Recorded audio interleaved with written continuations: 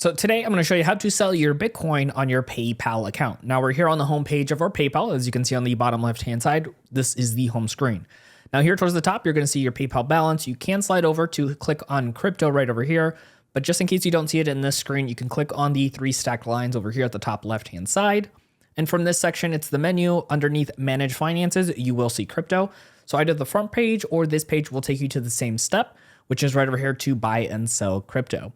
Now from here, all you got to do is scroll down just a little bit where you see your crypto, and whichever crypto you have, whether it's Bitcoin or others, should show up right here. Let's click on this. And then from right over here, this is the homepage of Bitcoin, for example. And on the bottom right-hand side, you're going to see the word sell. Let's click on this option. Now from here, it's going to ask how much you would like to sell. You can see right underneath the $0 sign, it says you can sell up to whatever dollar amount you might have. And then also too, right underneath the keypad, you're actually going to see the option to sell all. So if you want to just sell all of it, you can click on that option to one go. Otherwise, you can go ahead and choose whichever dollar amount you'd like.